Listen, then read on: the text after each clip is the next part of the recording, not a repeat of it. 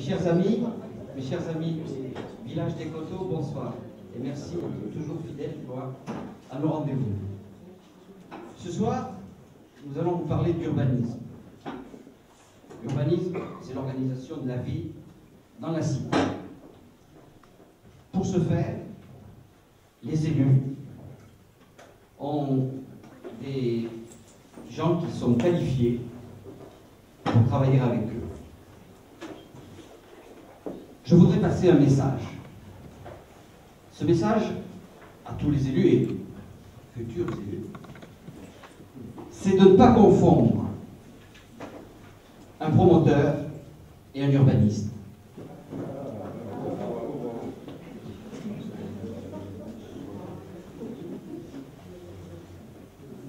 Les PLU, ça se travaille en amont avec les urbanistes, mais j'allais dire qu'il y a encore plus important que les urbanistes pour élaborer un PLU. C'est les habitants. Les habitants doivent être intégrés à l'élaboration d'un PLU. Ça s'appelle la concertation, ça s'appelle la participation. Et la synthèse de ces deux caractéristiques entraîne, sinon un consensus, on recherche tous, le politique garde la maîtrise du choix, mais au moins ce choix correspond à une ligne commune qui fait que nous avons choisi de vivre ici plutôt qu'ailleurs.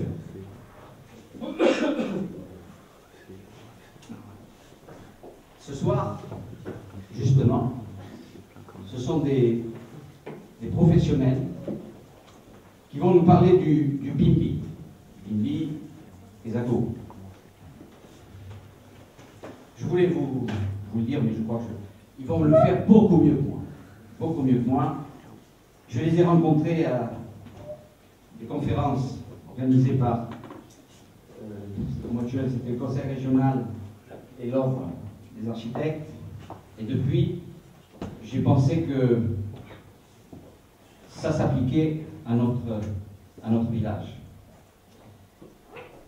Donc, David Miette, j'ai peur d'oublier les titres, enfin, docteur en architecture, architecte, urbaniste,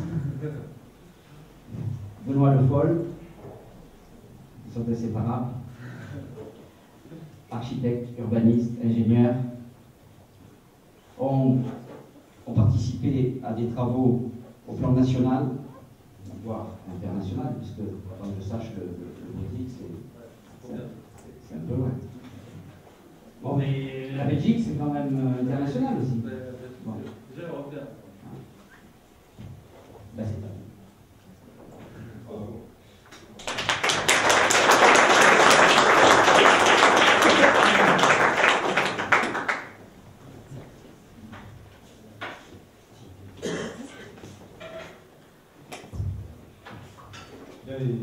Bonsoir à tous. Merci de nous recevoir dans votre belle commune. Donc on vient vous parler d'une certaine façon de faire de l'urbanisme que nous sommes en train d'expérimenter dans différentes communes de France, villes et villages. Et tout de suite, pour vous faire comprendre de quoi on parle, on va vous prendre un exemple de ce qui s'est passé dans la commune du Tremblay-sur-Mauldre, il y a 3-4 ans, quand on commençait nos travaux.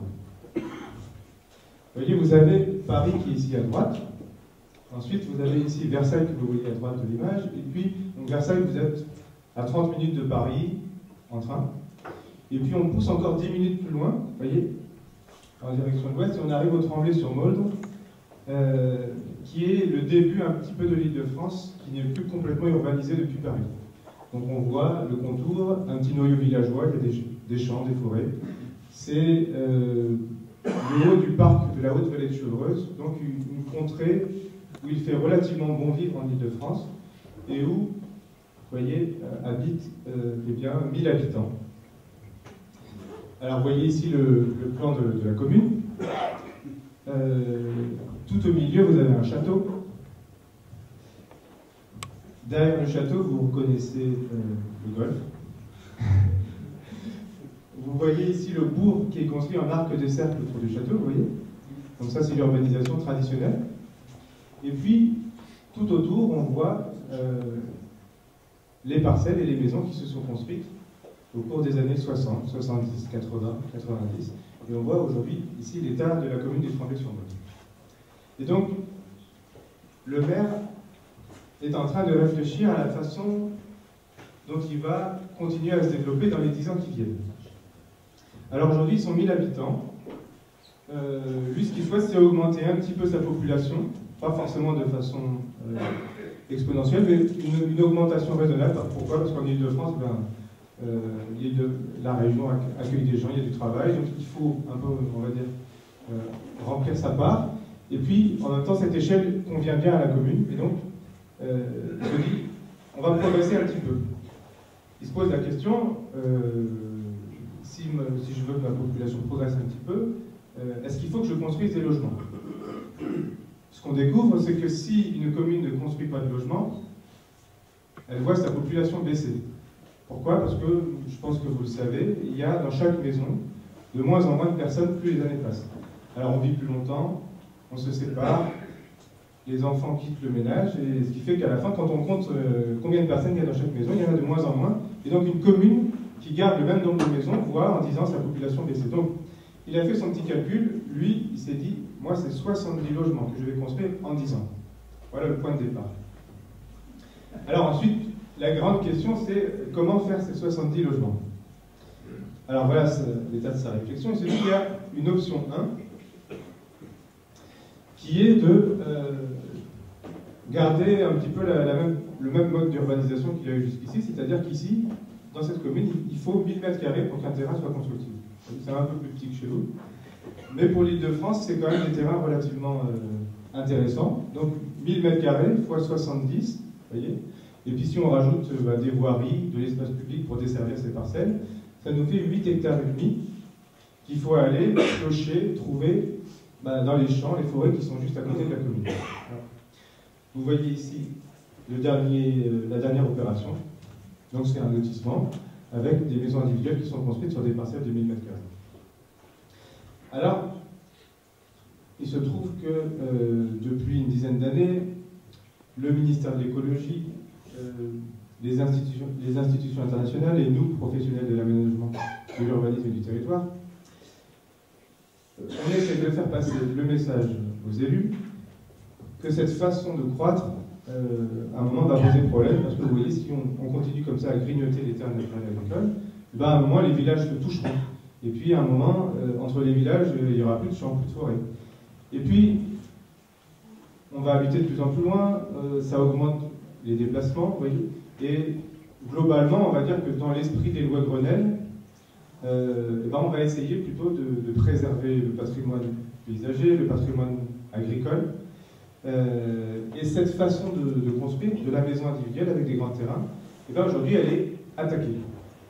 Elle est attaquée par des lois Grenelle.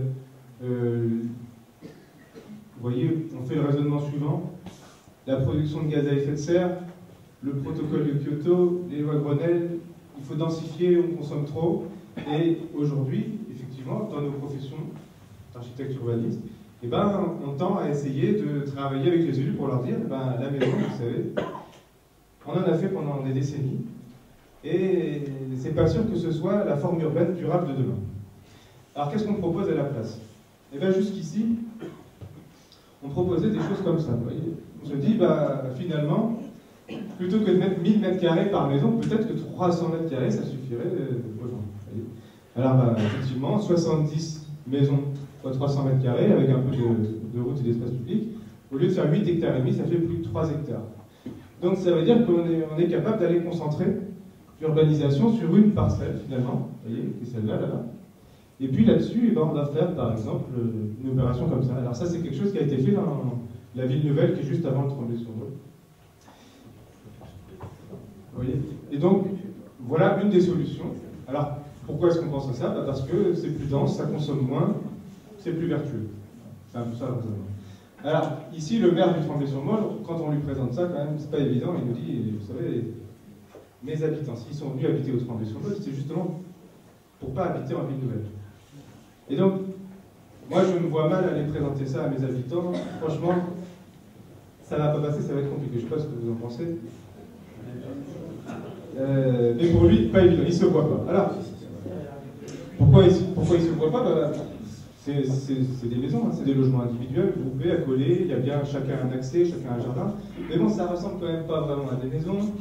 C'est un peu dense, le terrain est petit. Et alors, voilà l'hypothèse sur laquelle nous, on a décidé de travailler à partir de là. On s'est dit. Finalement, vous savez tous, 80% des Français aspirent à vivre en maison individuelle. Chaque année, quand on regarde la production, en fait, on fait que la moitié, c'est-à-dire qu'on fait 50% de maisons et 50% de logements collectifs.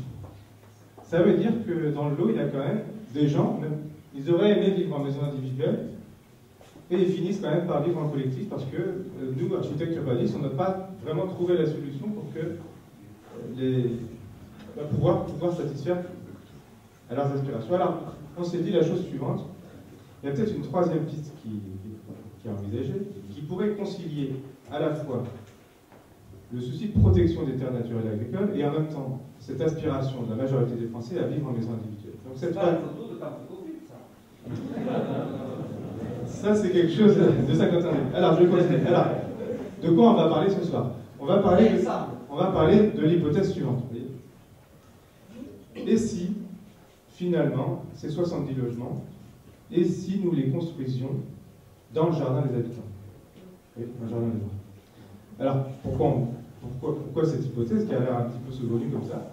Ben, un, parce que ça pourrait être des maisons, et non pas des immeubles.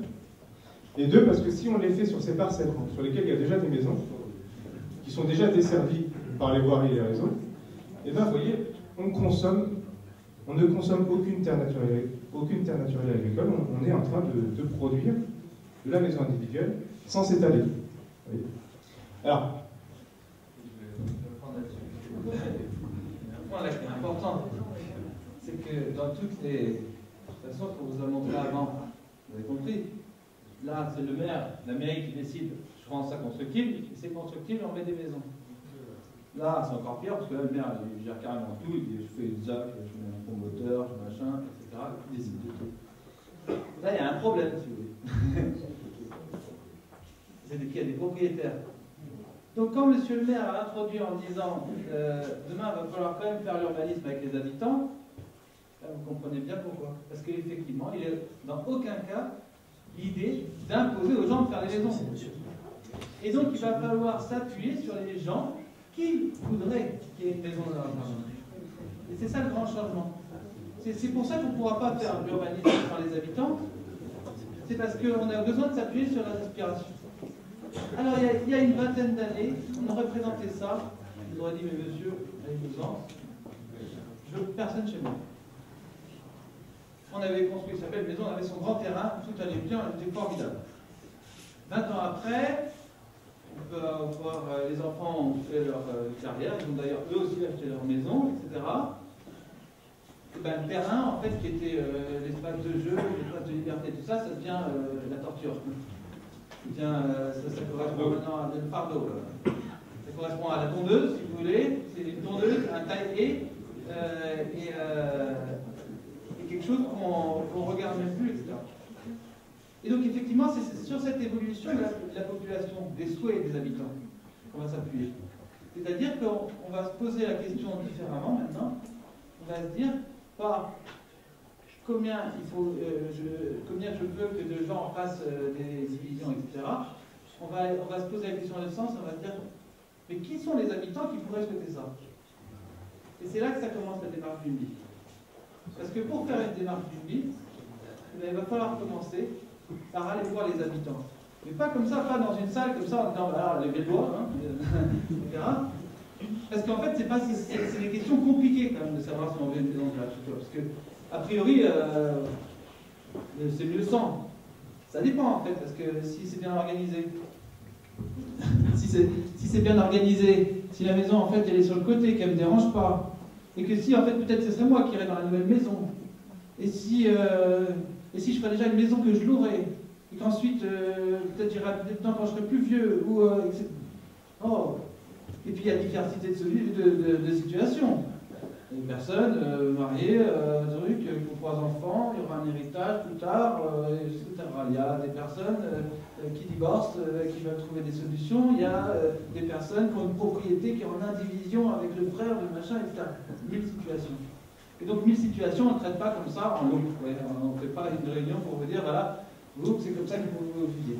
Et donc on a développé par rapport à ça une démarche qui a juste intervenir. Oui, selon un élément que vous ne connaissez pas, on avait un engagement de production qui n'a pas été tenu ces 6 dernières années. Donc on voit quand même, depuis 2010, au moins 10 logements par rapport au Sicoval et à l'environnement. Donc je ne suis pas en fait, quelque part le contraire. D'accord. Alors, cette démarche-là est aujourd'hui chronophage. Peut-être répondre, ce qu'on fait, c'est que je vais y répondre, mais dans le fil, et puis on prendra la plupart des questions. À la fin, mais celle-ci, je la prends quand même, parce qu'elle permet quand même de rebondir. Ça fait une bonne transition. Alors, effectivement, posons-nous la question. Parce que ici, on voit, on s'imagine facilement, on pourrait produire beaucoup de logements, les logements qui nous manquent, il suffit de faire plus de lotissements. Ici aussi, il suffit de monter plus haut, de coller plus les maisons, et puis on en aura plus, et puis un peu le nombre qu'on voudra, il suffira d'en discuter avec le promoteur. Alors ici on part de ton hypothèse, il y a peut-être un certain nombre d'habitants qui pourraient vouloir un jour construire pour eux, pour un autre, une maison en plus dans leur jardin. Combien ça va nous en faire? Parce que s'il y en a un qui le fait, un deuxième, un troisième, à la fin on n'en a que 3, en fait, pas facile à compter puisqu'on compte comment. Voyez. Alors, je vais vous donner un ordre de grandeur pour qu'on perçoive un peu de quoi on parle. En France, on dézoome un petit peu, en France vous avez déjà bâti sur le territoire français 19 millions de maisons individuelles, qui sont déjà là. Chaque année, on en construit à peu près 200 000, en neuf. Donc si vous faites le rapport, 200 000 divisé par 19 millions, ça fait à peu près 1%. Ça veut dire qu'à l'échelle de la France, si vous prenez 100 maisons, vous imaginez une partie de votre quartier, vous prenez 100 maisons, et dites-vous que si en 2014, il y a un seul habitant qui, pour léguer un terrain à sa fille qui a besoin de faire bâtir et qui voudrait habiter la commune, eh bien, décide de le séparer pour que sa fille bâtisse, par exemple, s'il y en a 1 sur 100, ça fait l'équivalent de la production annuelle de logements total en France, vous voyez, sans étalement urbain. Alors,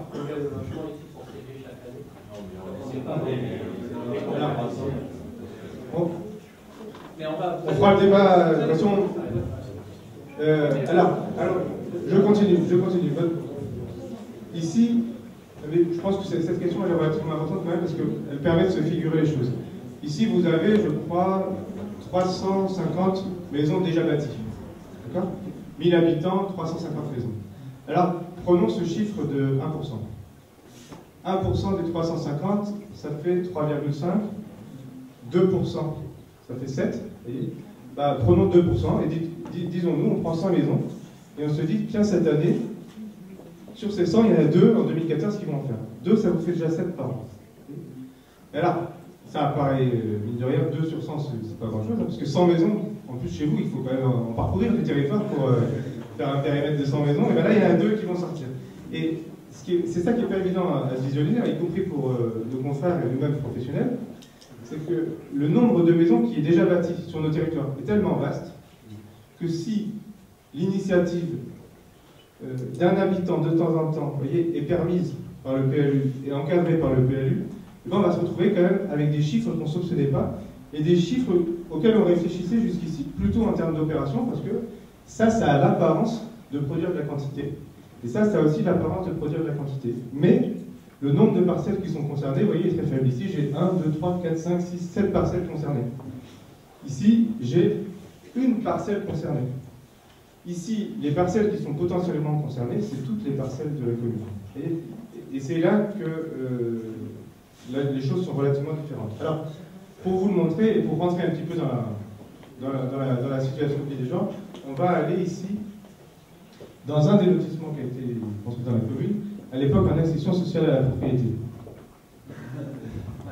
C'est-à-dire que, en fait, quand on a commencé, on s'est posé la question, vous avez compris, on n'a pas besoin d'en faire partout, hein, puisque c'est que 1 sur 100 ou 2 sur 100. On n'a pas besoin d'en faire partout, donc c'est pas la peine d'aller chercher la maison où c'est le moins bien de le faire, on va chercher les maisons où c'est le mieux. Et là, il se trouve que dans cette commune qui est relativement riche, hein, il y a un quartier qui avait été un quartier social à l'époque. Donc c'est des gens qui aujourd'hui ont un joli patrimoine mais qui ont des tout petits revenus. D'accord? Ils sont quasiment tous à la retraite parce que c'est un lotissement des années 70, ils ont tous fait leur carrière, ils sont tous à la retraite. Mais ils ont des très petits revenus. Et il se trouve qu'en plus ils ont des parcelles, alors là c'était pas des très très grandes parcelles, c'était 800 mètres carrés, mais vous voyez la maison était mise que d'un côté. Donc c'était un cas plutôt favorable. Et donc on s'était dit, ben voilà, on va regarder ce qui peut se passer. Et on peut faire une première hypothèse. Voilà, la personne habite dans la maison qui est là-bas. Vous voyez, c'est une maison où il faut monter les escaliers, c'est compliqué. Elle se dit, bon, ça ne va pas être vivable très longtemps. Je me reconstruis une petite maison dans le jardin, en vendant la première. Au passage, j'aurais dû faire un petit pactole, je vous expliquerai pourquoi. Mais enfin, en général, on arrive là. Je m'installe là, et un jeune couple vient s'installer dans la maison qui est tout à fait adaptée à un couple, puisqu'elle a été faite pour vivre avec 50 ans. Alors, je pense qu'on peut quand même tout de suite faire le calcul économique. Ah, allons-y. Cette maison des années 70, sur sous-sol non enterré, vous les voyez un petit peu avec en bas le garage, buanderie, et puis en fait le rez-de-chaussée à l'étage. Construction des années 70, pas terrible, une passoire thermique, grosse facture, les marches qui deviennent difficiles à monter. Et pour autant, malgré tous les défauts de cette maison, bah, comme elle est située au Tremblay-sur-Meuse, dans un beau village à 40 minutes de Paris, elle vaut 350-400 000 euros quand même en l'état. La personne, hein, imaginons qu'elle souhaite faire des travaux d'isolation, d'adaptation de sa maison.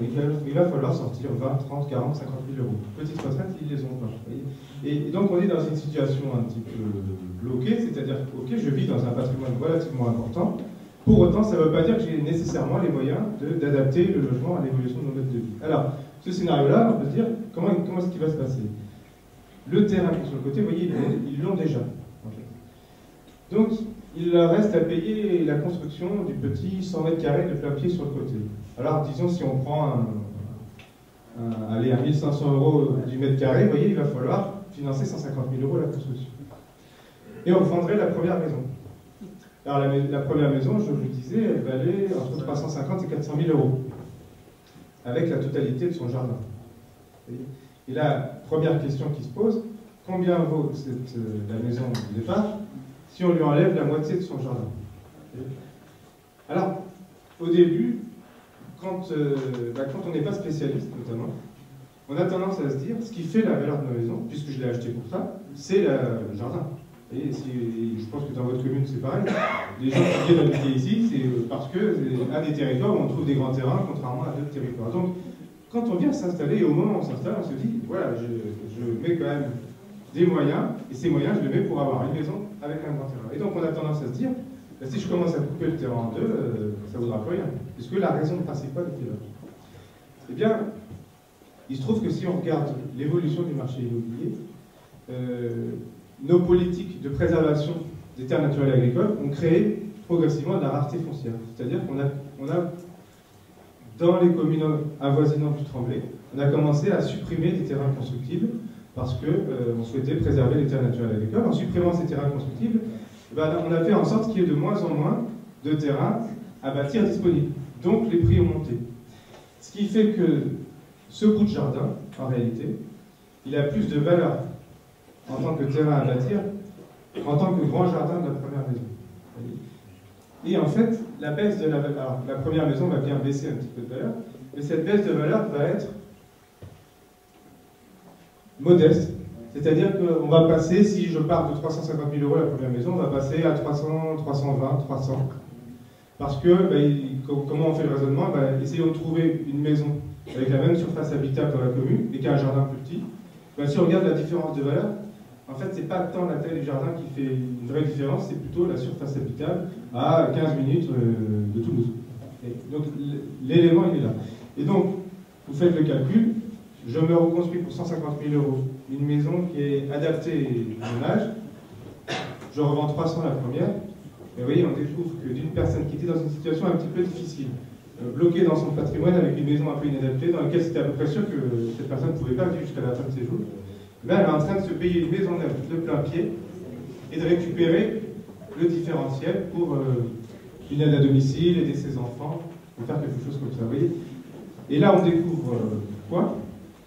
On découvre que, objectivement, ça peut être quelque chose d'intéressant du point de vue patrimonial, pour un ménage propriétaire d'un terrain et d'une maison, et bien à un moment, parce que ça correspond aussi à l'évolution de sa situation de vie, ça peut être intéressant du point de vue du patrimoine d'envisager la construction d'une deuxième maison sur son terrain.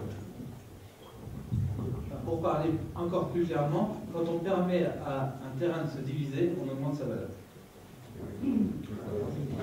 Donc,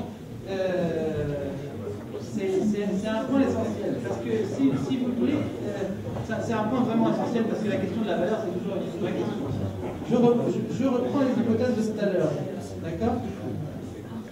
Dans cette hypothèse-là, sur la commune du Tremblay, il y avait 2 agriculteurs, qui d'ailleurs depuis 20 ans, vendaient régulièrement des terres agricoles. Hein? Vous avez l'argent est passé là. Dans le point numéro 2, il n'y en a plus qu'un, parce que pas de bol, c'était pas son terrain. D'accord? Dans le point numéro 3, en fait, c'est une autre vision, parce qu'en fait, la richesse, la production de richesse par le PLU, elle est répartie. D'accord? Et elle est répartie pour celui qui souhaite. Hein? Il n'y a pas d'obligation, hein? C'est pour celui qui souhaite. Donc, dans celui qui souhaite, je vous ai raconté la qui passait d'un à l'autre. Je peux très bien aussi avoir le cas des personnes âgées qui disent: alors, mais moi je ne quitterai jamais ma maison. C'est hors de question. Et que les 50 000 € de travaux qu'ils ont besoin de faire, ils peuvent les trouver en vendant le bout de terrain. Hein? Après, chacun son mode de vie. Hein. Il ne s'agit pas de choisir les gens. Mais ça ouvre des opportunités. On peut avoir aussi 1000 situations, mais vous voyez par exemple, maintenant il y a un couple sur 3 qui divorce, 1 sur 2. Je sais pas. Ouais. Non, mais vous voyez, un jeune couple, d'accord? Formidable, ils achètent la maison, ils font les gamins, tout va bien, ils divorcent. Souvent, la difficulté, c'est qu'un ne peut pas racheter la part de l'autre, hein, à part s'il est un bon notaire. Il ne peut pas racheter, d'accord?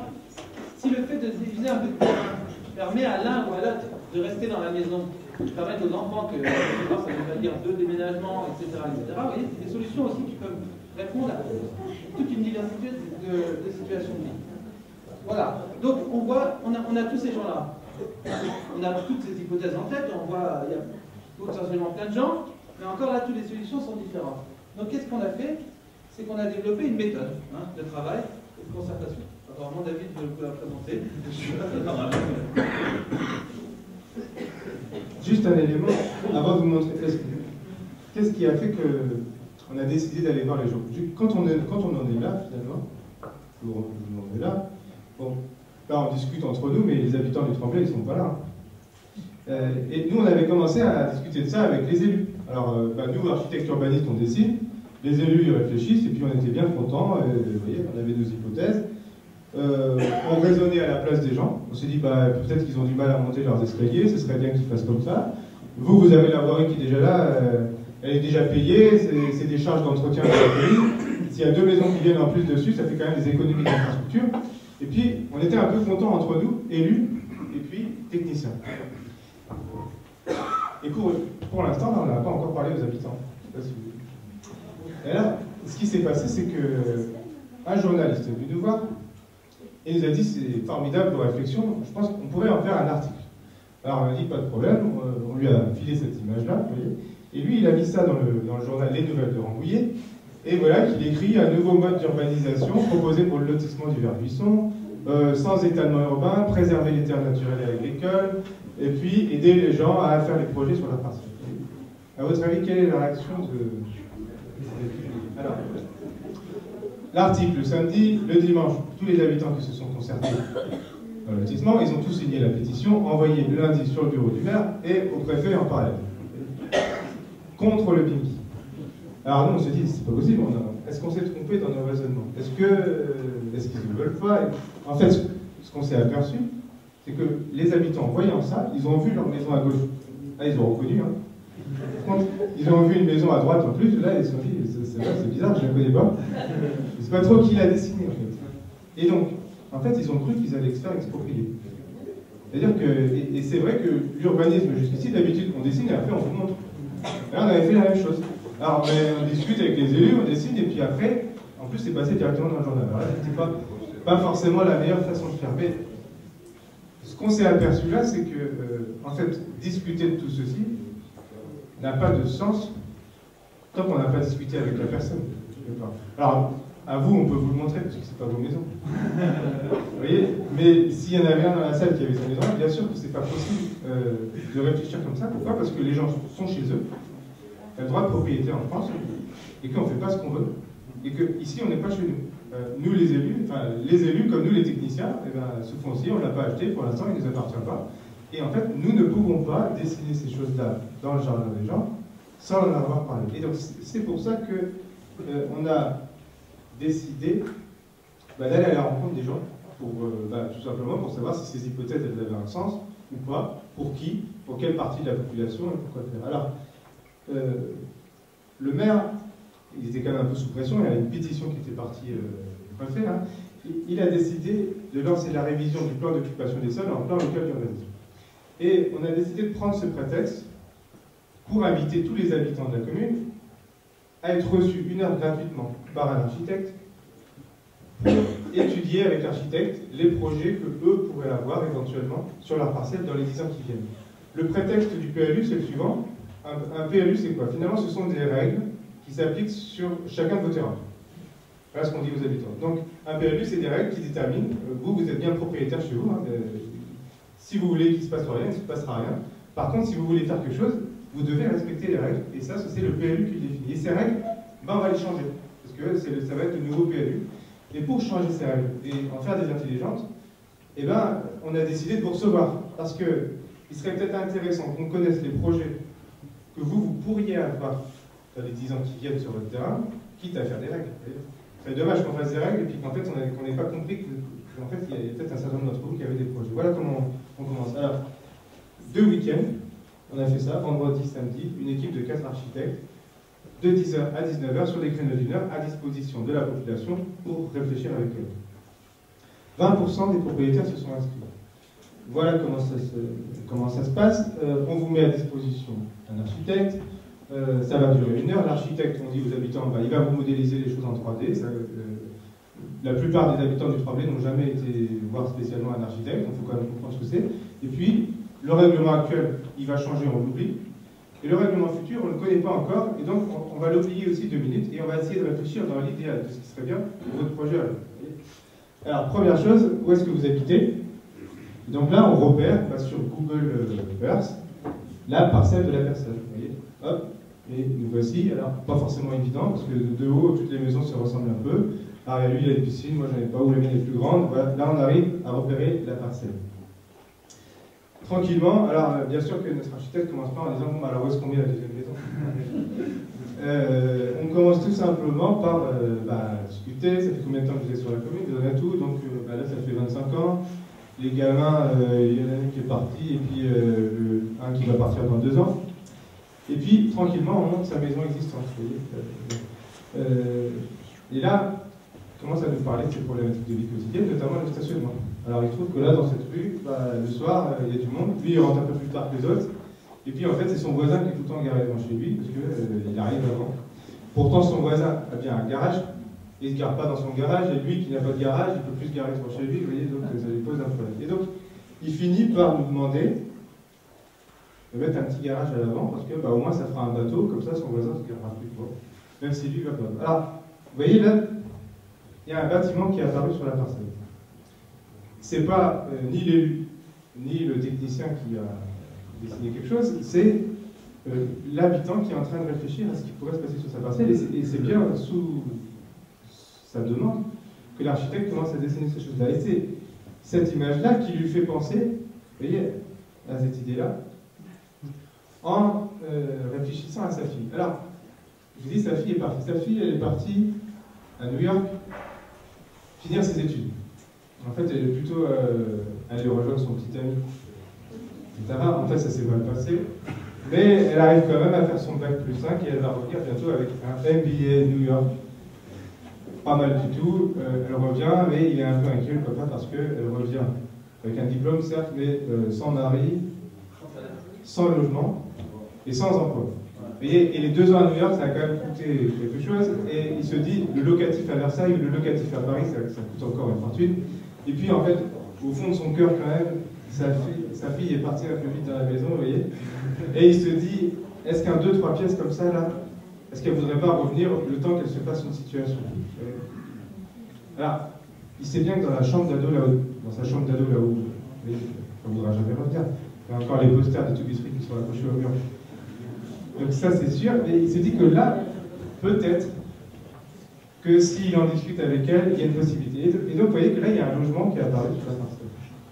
Alors, nous, on est architectes urbanistes, on essaie de montrer aussi aux habitants comment on peut essayer de respecter certains principes de qualité. On va un peu plus haut dans la rue. On a bien des bâtiments qui sont déjà un petit peu proches de la rue, mais il y a un petit recul avec des jardiniers devant. Et donc, on propose à l'habitant, qu'est-ce que vous en pensez? Est-ce que vous trouvez ça joli? Oui, c'est pas mal. Est-ce qu'on ne reprendrait pas le même principe? Parce que, quitte à construire, autant faire en sorte que ça participe à l'harmonie de la rue. Donc, on refait un petit peu la maison. Alors, on en va dans les discussions. Il finit par se rendre compte, le papa, que même si elle accepte sa fille, ce qui est peu probable, un jour, il faudra quand même qu'elle vole de ses propres ailes. Et donc, si elle part, qu'est-ce que je fais de ce truc? Alors, on commence à réfléchir, peut-être que je pourrais le louer. Alors, on regarde l'offre locative au Tremblay-sur-Mauldre, quasi nulle. Et en même temps, les prix relativement élevés. Donc, ça pourrait être intéressant. Là, il se rend compte qu'il n'a pas payé le terrain. Il a mis la construction et il va louer la maison 1000 € au prix du marché, vous voyez. Puis en fait, il se rend compte que c'est un investissement extrêmement intéressant. Alors, par contre, si je le loue, lui, il faut qu'il ait un jardin. Puis il va avoir 2 voitures. Et puis moi, j'ai 2 voitures. Alors, il faut qu'on commence à organiser. Alors, hop, nous voici à essayer de dessiner le jardin. Finalement, on va passer à travers le garage, ça va faire un Porsche. Et puis, on va faire une petite cour de stationnement pour les 2 voitures de la maison de devant et les 2 voitures de la maison de derrière. Comme ça va faire un peu un espace intermédiaire, tampon entre les deux. La première maison, son jardin, la cour de stationnement, et puis derrière la deuxième maison. Alors, on avance. Et puis, il y a cette information que nous, on vous a donnée tout au début sur la valeur des terrains. Et vous expliquez, la pression foncière monte, les terrains valent de plus en plus cher. Nous, ce qu'on a découvert dans cette commune, c'est qu'il y a quand même très peu d'habitants qui connaissent la valeur d'un terrain bâti. Tout le monde sait à peu près combien vaut sa maison. C'est normal. On l'a acheté à un moment, on voit les prix qui augmentent, c'est toujours... on s'informe sur quelle est l'évolution de la valeur de ma maison. Par contre, combien vaut un terrain à bâtir au Tremblay? Ça, la plupart, c'est une donnée un peu plus technique, on n'a pas forcément idée de combien vaut un terrain à bâtir. Et donc, les habitants les découvrent. Certains, c'est au tout début de la discussion, ils ont besoin de savoir quelle est la réalité, la viabilité économique de ce qu'on est en train de discuter. Donc c'est au bout de 5 minutes qu'on aborde la question d'autres. C'est tout à la fin, 55e minute, à la fin de l'entretien, qu'ils nous disent vraiment, vous nous avez fait rêver, c'est super, etc. Mais bon, ce sera pour une seconde vie, parce qu'avec les moyens qu'on a aujourd'hui, on n'y arrivera pas. Et c'est là qu'ils comprennent que finalement, le terrain de la valeur. Et puis, vous pouvez avoir des décalages dans la discussion. Donc vous avez monsieur, madame, l'architecte, le projet, madame, ça y est, qui a compris que le bout de terrain ici, ça valait 200 000 €. Et puis monsieur qui n'a pas encore compris, vous voyez, et là madame finit par nous dire, mais est-ce qu'on ne pourrait pas faire une deuxième maison à l'arrière? Parce que quand même, 1 fois 200 000, ça fait 200, 2 fois 200, 400, et puis j'ai l'agriculteur tous les ans, il me met des pesticides au fond du jardin. Est-ce que vous ne voudriez pas nous mettre un bâtiment pour nous protéger? Alors, hop, voilà madame, quand même, vous voyez, vous avez quand même la maison, elle est en plein en face de votre véranda, votre baie vitrée, c'est quand même pas terrible l'intimité. On pousse un peu la maison, et voilà, pas terrible. C'est un peu mieux, mais on va dire que ça ne change pas fondamentalement les choses. Et puis là, ça y est, le mari, il a compris, 2 fois 200, 400, et il reprend le poil de la bête, et il nous dit, attendez, le propriétaire, là, il faut quand même qu'il puisse mettre sa maison au milieu de la parcelle, s'il veut l'acheter. Alors, on met la maison au milieu de la parcelle pour voir. Et là, vous voyez, le jardin, il n'y a plus grand-chose, quoi. Et puis, les enfants, ils ne vont pas jouer au foot en courant autour de la maison avec le ballon. Et donc, on finit par pousser un peu la maison à gauche, parce qu'il nous dit, à droite, le voisin, là, si je vais le voir, ben, ça va mal se passer.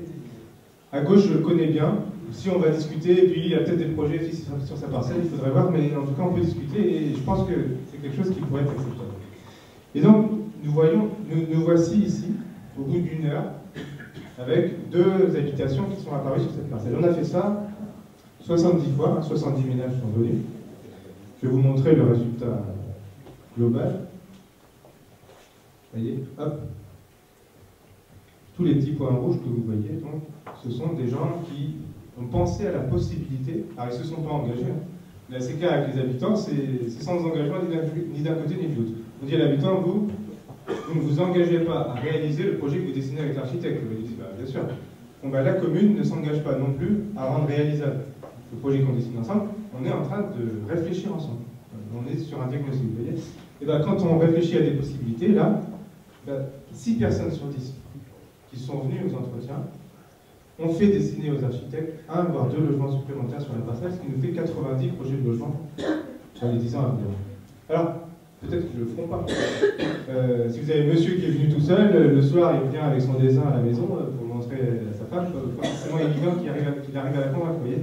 Inversement, ou les enfants ne voudront pas, ou les parents. Donc, on ne sait pas s'ils vont le faire.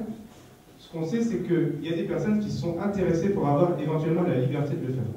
Ou la possibilité un jour, si le besoin se fait sentir, de le faire.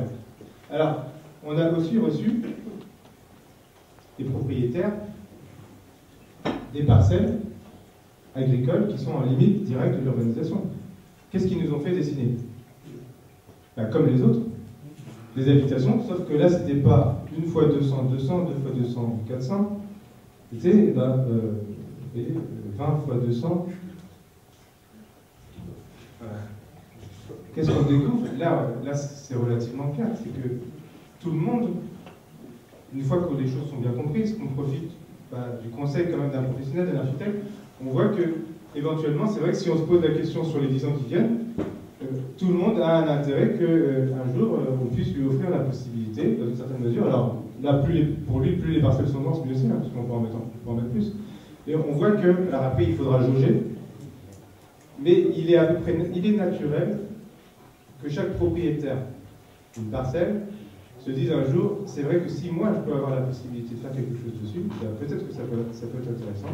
C'est pas sûr que je saisisse l'opportunité, mais de là à ce qu'on m'interdise qu'on donne tous les droits à 1 ou à 2, là on voit que ça fait une vraie différence. Et donc vous avez ici 90 projets de logement qui ont été dessinés en lotissement à l'extérieur, et puis 90 à l'intérieur. Là ça nous pose une vraie question. Ça nous pose une vraie question d'équité, et de choix. Créer des droits à bâtir dans un document d'urbanisme, c'est créer des richesses. Décider quels terrains seront constructibles, c'est répartir ces richesses. Et donc clairement, on se pose la question, est-ce qu'on fait une répartition équitable, pas tout à fait équitable, fortement inéquitable? Ça pose cette question-là. Je vais poursuivre. Et dans ces entretiens, il y a un phénomène assez étonnant. Parce que la question qui revient souvent, c'est mais il ne faut pas faire des parcelles trop petites. Hein. Trop petites, ça serait vraiment pas bien. Alors c'est quoi la plus petite parcelle? Alors, c'est vrai que là, il y a 2 raisonnements. Il y a les personnes, comme on a vu tout à l'heure, là, ici, là, et elle a coupé à peu près 2 tiers, 1 tiers. Hein. Moi 2, 1 pour l'autre, c'était dans ce rapport-là. Mais parce qu'elle avait une logique par rapport à sa maison, elle n'allait pas en faire 4 derrière. Et c'est vrai que quand on se trouve avec les personnes qui, elles, ont des terrains qu'elles n'habitent pas, hein, parce que c'est ça le grand changement. Il y en a un, ils habitent dedans, donc ils n'ont pas envie d'en avoir 36, d'accord? Eux, bien que eux, pour eux-mêmes, ils préféraient avoir des parcelles plutôt grandes pour leur maison, là, ils vous posent la question 500, ça suffit pour les gens, non? 400, j'en fais 2 de plus, non? 400, non? Vous voyez ce que je veux dire? C'est pas du tout le même raisonnement, c'est un point essentiel. Parce que quand on a rencontré tous ces gens, les logiques, d'accord, elles sont très différentes. Je vais vous expliquer pourquoi. Quand vous allez venir, vous allez venir en disant, j'espère que je pourrai éventuellement faire un projet, d'accord? Et donc vous demandez à la commune, et pour que vous demandiez à la commune et que la commune accepte, vous allez faire un truc bien, pas un truc moche, d'accord? qui est très différent de l'approche du promoteur ou du petit marchand de biens, qui lui arrive en essayant de trouver le bien ou la règle, et ben on peut un peu aller à fond dedans là. Et moi, en tant qu'architecte, quand c'est un promoteur qui me demande, c'est vas-y, tu me mets tout ce que tu peux, quoi. Hein. Après, on voit s'il y a encore de la place pour les gens, mais hein. Donc, c'est deux formes de raisonnement différentes. Et c'est pour ça que la logique que ce soit les habitants qui soient à l'origine, l'habitant, il continue à y vivre, et il va le voir tous les jours, vous voyez ce que je veux dire? Donc, il a besoin de respecter. Il a besoin de. Il a une vision de son village. Il a une culture, il sait comment sont l'architecture, et ben, il n'a pas envie d'y mettre quelque chose qu'on aurait importé de modèle parisien ou de je ne sais où.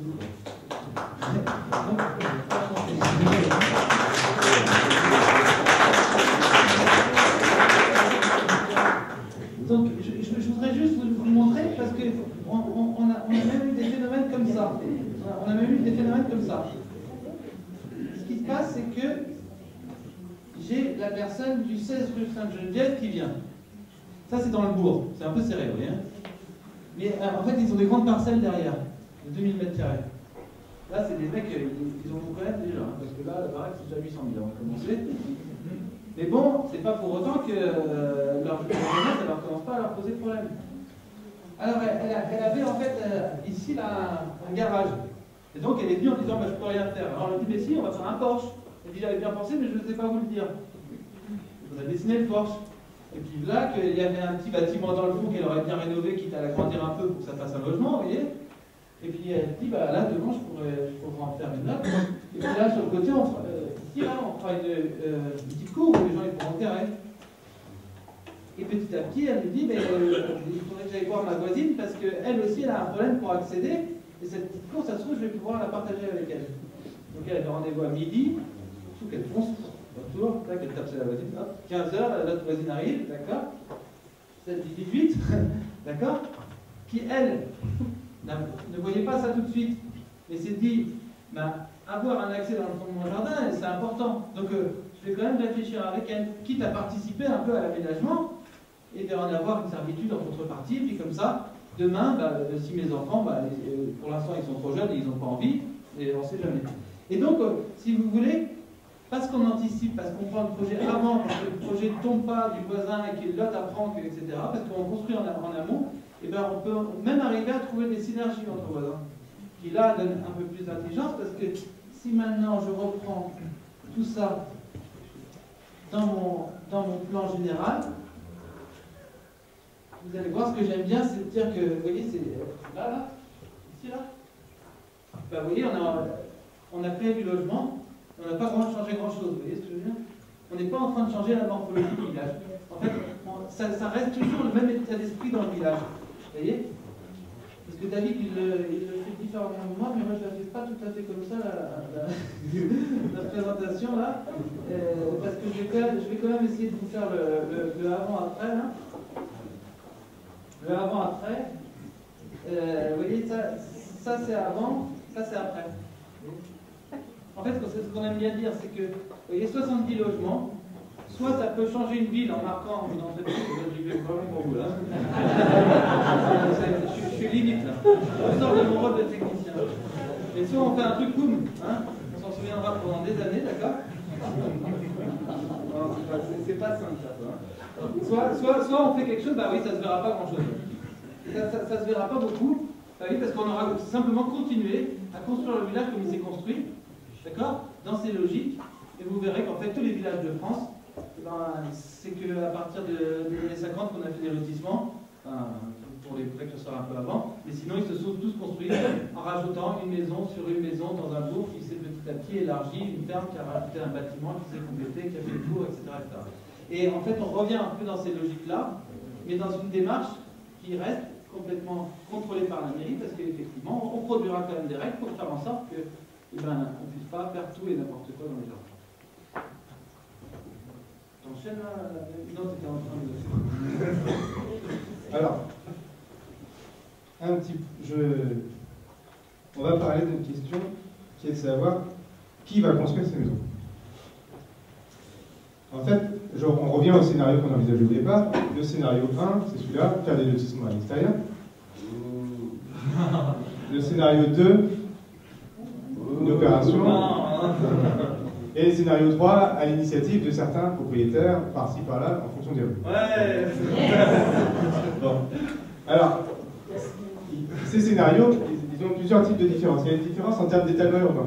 Celui-ci consomme beaucoup, celui-ci consomme un peu moins, celui-ci consomme pas. Ensuite, il y a une différence en termes de forme. Ici, vous avez des maisons. Ici, c'est plus des maisons. Et là, ça redevient des maisons. Bon. Il se trouve que si on regarde qui va construire, et sous quelle forme, et pour combien ça va coûter, et bien vous avez une vraie différence entre ces trois cas de figure-là. Alors, on va vous le montrer comme ça. Ici, là. Hop. C'est une petite expérience qui a été faite en banlieue de Rennes. On est dans le cadre d'une zone d'aménagement concerté. Donc là, c'est vraiment un aménagement large, vous voyez, avec plusieurs îlots. Et sur cette rue, on a décidé de faire l'expérience suivante.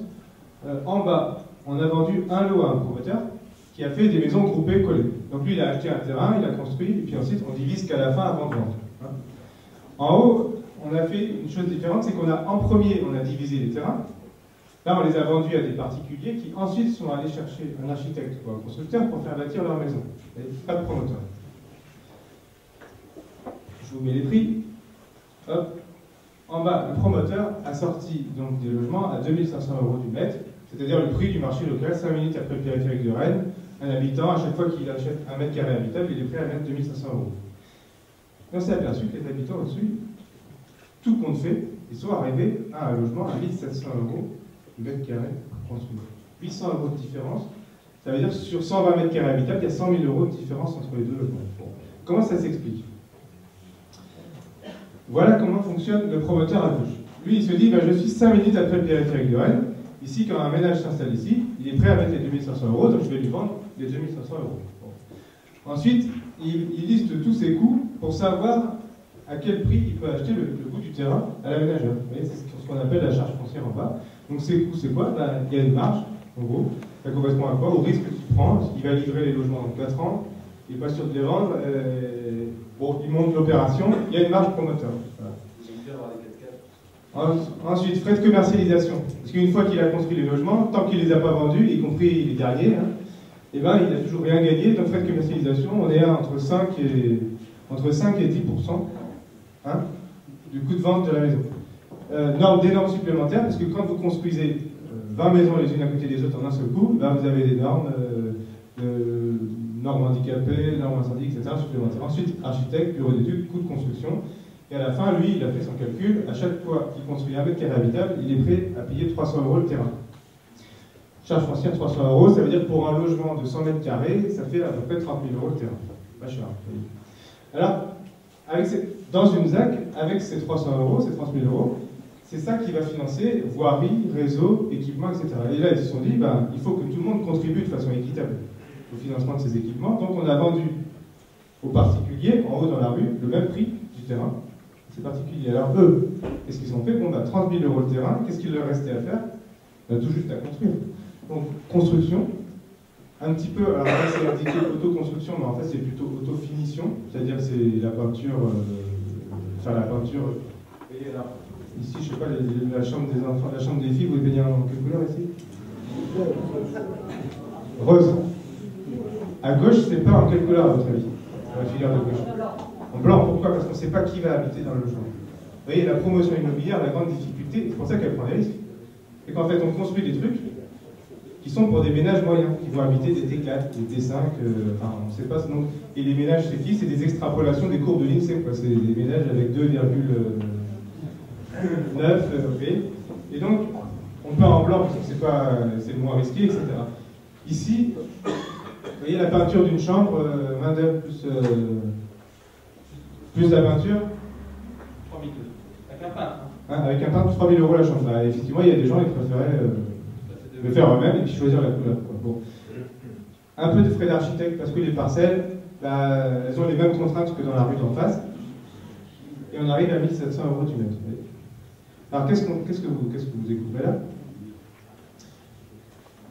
Eh bien, c'est qu'en France, ça coûte moins cher de construire 100 fois une maison que 1 fois 100 maisons.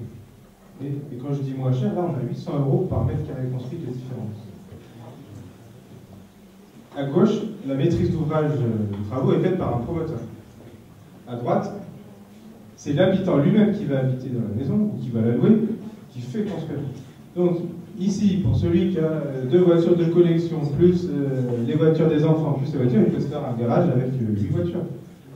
Celui qui roule en vélo, qui a plus de voiture et puis qui prend les transports en commun, qui se déplace en taxi, il peut se faire, mais il ne se fait pas de garage. Les parents qui veulent la suite parentale avec la douche, salle de bain intégrée, etc. Et qui sont prêts à mettre leurs enfants dans des placards, quasiment ils peuvent. Et ceux qui veulent dormir dans le salon et faire des très grandes chambres pour leurs enfants, etc., ils peuvent aussi, oui.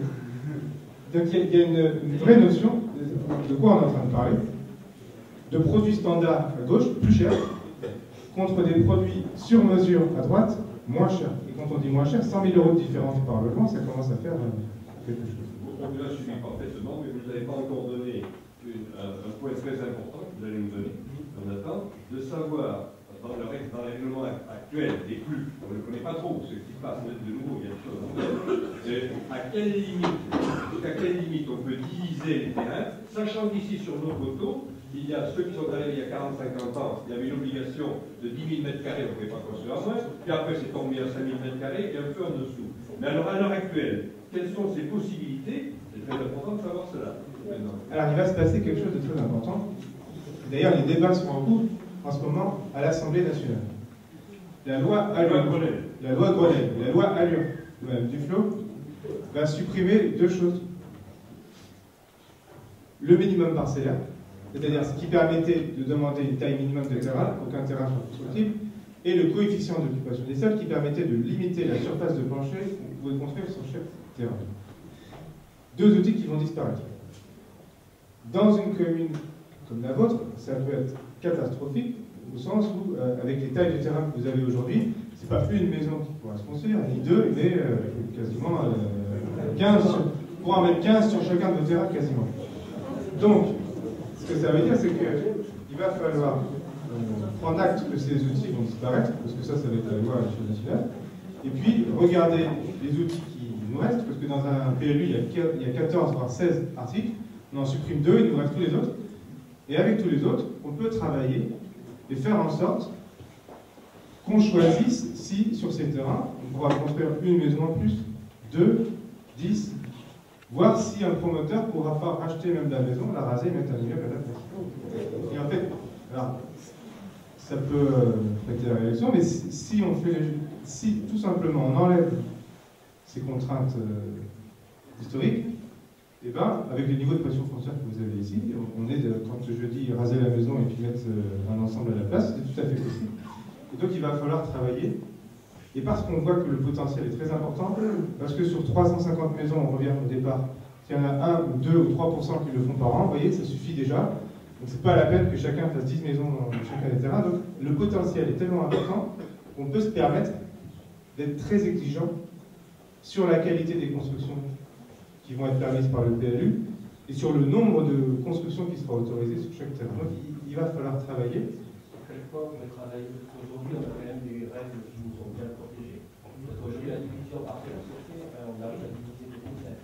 Et ça se fait de manière assez indolente, on ne le voit pas. Donc il y a des outils, je ne sais pas sur quoi on pourrait travailler. Si on travaille contre la limite de séparation, aujourd'hui c'est clair, c'est 4 mètres, la moitié de la hauteur du bâtiment. Tous les exemples qu'on a vus, vous avez proposé des exemples en limite de parcelle. Moi je m'entends très bien de mes voisins, mais si demain ils construisent quelque chose ou s'ils changent, quel recours on pourra avoir? Aujourd'hui on est très satisfait de cette protection, quand on parle de genre d'échange, on apprécie ça. Si vous voulez, j'appellerais ça un peu de l'urbanisme à la hache actuellement. D'accord? C'est qu'on utilise un outil extrêmement fort, etc., qui est le minimum parcellaire à des niveaux exceptionnels, d'accord?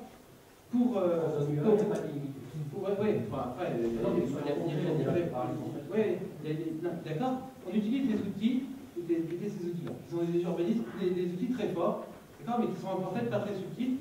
Et en fait, que moi, si vous voulez, quand, je sais largement contourner, bien placer, enfin, etc.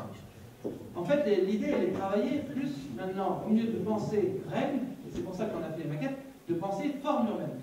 Qu'est-ce qu'on veut? Au lieu de dire, la réglementation, le problème, c'est qu'est-ce qu'on veut pas. D'accord? Vous n'avez pas le droit de construire là. Vous n'avez pas le droit de monter plus haut que ça. Vous n'avez pas le droit de vous coller ici. D'accord? Or, toute la démarche qu'on a fait ici, d'accord, c'est sur cette base-là qu'on va élaborer des règles. On n'a pas de règles bimbi qui marchent partout. Ça dépend des communes. Mais bon, en fait, sur la limite de séparation, vous pensez que c'est une Alors, vous plaît, laissez le tas. Non, mais attendez, je vais vous répondre précisément. D'accord? Tout à l'heure, dans l'exemple qu'on vous a montré. D'accord? On a discuté avec la personne. D'accord? Et c'est elle qui a abouti à dire, finalement, le mieux, ça serait qu'elle se colle. D'accord? Il faudrait savoir avec le voisin. Mais est-ce qu'elle a le droit de se coller à hauteur de 3 mètres? Est-ce qu'elle a le droit de se coller jusqu'à 6 mètres de haut? Est-ce qu'elle a le droit de se coller sur 18 mètres de longueur? Est-ce qu'elle a le droit de... Et si elle a le droit de se coller que jusqu'à 3 mètres de haut sur 6 mètres, on est quasiment dans le complément du mur. D'accord? Donc, ici, on a vu qu'un habitant, il a finalement pensé que ça serait mieux de pouvoir se coller.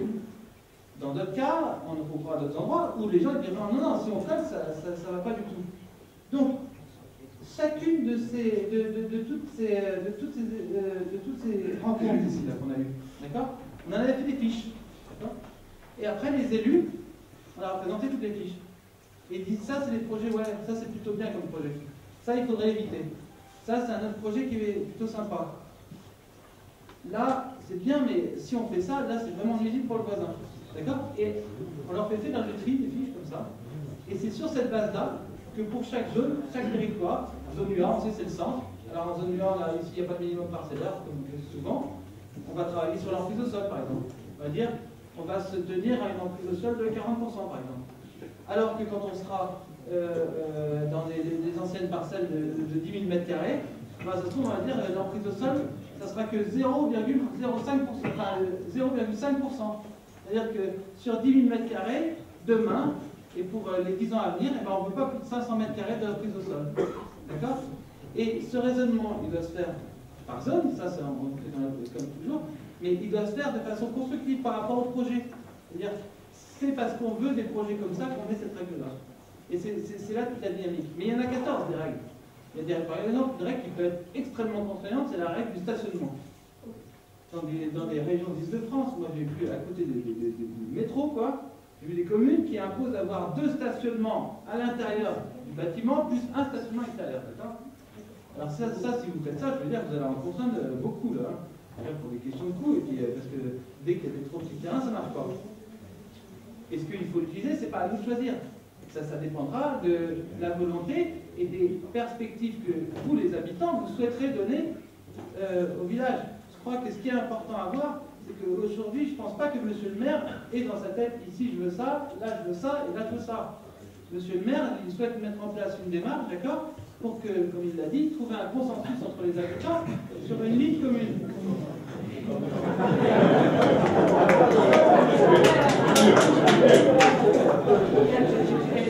J'ai toujours été en avance.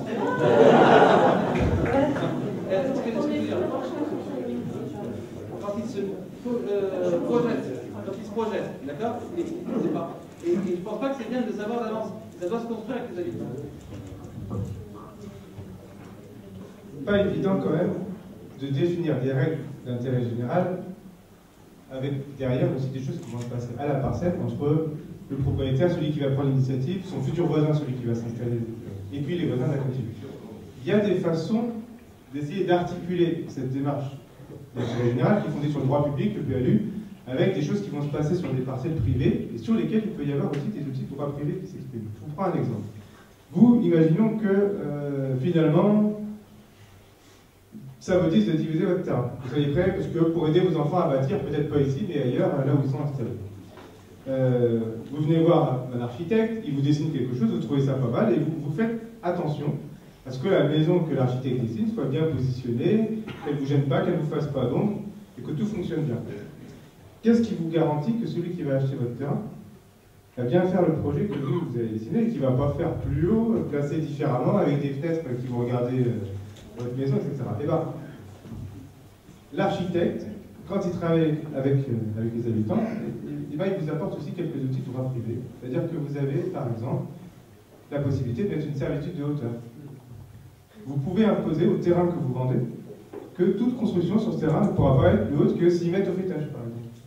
Vous pouvez mettre une servitude d'emplacement. Vous vendez un terrain, il fait 2000 mètres carrés. Par contre, il y a toute une partie de ce terrain sur laquelle il y a une servitude qui fait que la maison future ne pourra pas s'implanter sur cette partie-là. Vous pouvez mettre une servitude de vue, pas de fenêtre ouverte dans cette direction-là. Vous pouvez mettre plein de servitudes. Plus vous mettez de servitudes, plus bien sûr la valeur du terrain va baisser un peu, parce que l'acheteur il va dire, bah, attendez, là si j'ai acheté un terrain de 2000, là je ne peux pas construire ici, là c'est la hauteur ici, ici je ne peux pas ouvrir la fenêtre.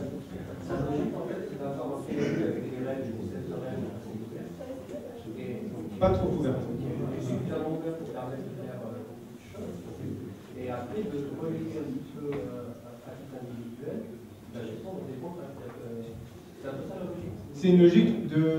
C'est complémentaire. C'est-à-dire que. Je prends le PME aujourd'hui, dans le cas financièrement, les règles concernent les règles de régulation. Aujourd'hui, elles sont à la règle. Alors, ce qu'il faut. Aujourd'hui et demain, vous aurez des zones. Dans tout PLU, vous avez des zones qui sont définies. Et pour vous, si vous voulez savoir ce que vous pouvez faire sur votre terrain, vous savez dans quelle zone je suis. Ces zones, on ne peut pas les faire à la parcelle. Alors dans chaque zone, on a des parcelles qui sont toutes différentes. Il y en a qui sont plus larges, d'autres qui sont plus profondes. La maison n'est pas positionnée dans un endroit. Et c'est pour ces raisons-là que même si on fait un règlement très fin, on y passe du temps et qu'on le fait le plus intelligemment possible, il est toujours intéressant que les habitants puissent compléter ce règlement public par un certain nombre d'outils de droit privé que je viens de citer, qui permettent d'affiner les choses et de faire en sorte qu'à la fin, vous savez, la qualité du cadre de vie, c'est quelque chose qui est relativement subtil et fin. 2 mètres plus haut, 2 mètres par-ci, il y a des choses qui peuvent gâcher la vie, pas grand-chose, et donc il est nécessaire qu'à l'échelle d'une parcelle, on puisse raffiner ce qui est défini de façon générale par le PLU avec ce genre d'outils. Vous pouvez même, par exemple, concernant la limite du voisin, qui est quand même une vraie question essentielle. On peut mettre une contrainte forte dans une zone en disant, dans cette zone, les bâtiments ne toucheront pas la limite du voisin, sauf en cas d'établissement d'une convention de cour commune signée chez le notaire entre le propriétaire initiataire et son voisin direct, où le voisin autorisera, par acte notarié, eh bien, celui qui va bâtir à venir toucher sa parcelle. Ça, c'est quelque chose qu'on peut inscrire au PLU, par exemple. Et c'est pas mal du tout parce qu'on peut mettre une règle vigilante au niveau de la zone, qui est celle qui est établie par les élus et les urbanistes. Et puis, on peut reporter la possibilité, pour ceux qui arrivent à tomber d'accord entre voisins, eh bien, d'aller un peu plus loin de cette règle, vous voyez, parce que dans ce cas de figure ici, eh bien, c'est quelque chose qui n'est pas du tout dérangeant. Et il ne faut pas demander aux règles d'avoir la bonne solution sur toutes les parcelles, complètement impossible. Ce qu'il faut, c'est se donner les outils à chaque échelle qui sont adaptés, parce qu'à la fin, la qualité architecturale, eh ben, elle demande du sur-mesure. Et le règlement n'est qu'un des éléments de cadrage de toutes ces possibilités. Mais, quand on dit PLU ouvert, pas ouvert, nous, si on devait... C'est un rêve fou qu'on n'a jamais réussi à réaliser, même avec 14 règles. En fait, nous, on pense que la bonne évolution, ce serait que chaque parcelle, quelle que soit sa taille, n'ait le droit de rajouter qu'un seul logement. On a vu que finalement, du problème au début, est-ce qu'il va y en avoir assez? On s'est plutôt posé le problème, attends, comment on va freiner? D'accord? Et en fait, nous, la perspective que les logements s'ajoutent un par un tous les 10 ans au rythme des renouvellements de postes, de PLU, d'accord? Et ben pour nous, ça serait un rythme qui permettrait une évolution douce, répartie au fur et à mesure, et qu'à chaque fois qu'on construit un nouveau logement, on la repose la question de dans quel cadre on la construit cette maison. Alors, ce nouveau logement de village, chaque maison, chaque parcelle impliquerait une seconde maison. Est-ce qu'on pourrait penser avec le privilège de l'âge, je me permets de dire que peut-être qu'il y aura sûrement des questions positives dans la salle et qu'on ne soit pas sans arrêt avec un dialogue. Bon, tout de même. Je souhaiterais qu'il y ait des questions, il va y en avoir. Ici, on peut le définir, tout ça. Et il y aura des réponses. monsieur souhaite. Enfin, après, on a d'autres à vous montrer, on pourra vous montrer en répondant aux questions. Donc, effectivement, allons-y, on est parti. Et on est, parce qu'on ne peut pas dire qu'on est là pour écouter les gens, alors on va les faire.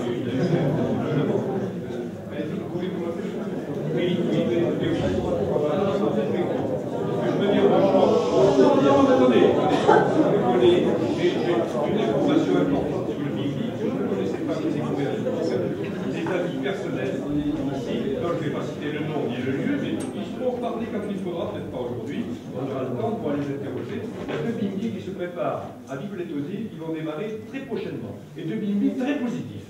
Un ami personnel de 50 ans qui donc va, pour son fils, c'était un cas tout à l'heure, va construire pour son fils sur son terrain de plus de 5000 m². Un second ami va construire parce qu'il a des besoins financiers, il veut faire des plantations ailleurs, va construire, et c'est déjà acheté le terrain, c'est déjà acheté avec les règlements actuels, c'est un jeune couple qui s'installe avec les enfants, donc très bien. Seulement, donc, je veux dire une chose, c'est que nous ne savions rien avant cette excellente réunion ce soir. On a appris beaucoup de choses et c'était super positif. On est venu pour ça. Moi, j'avoue que j'ai fait il y a quelques jours, comme certains d'entre vous, un peu d'internet pour savoir un peu ce que c'est ce BIMI. Bon, très bien, il y a beaucoup de choses. Ce soir, on a appris beaucoup plus.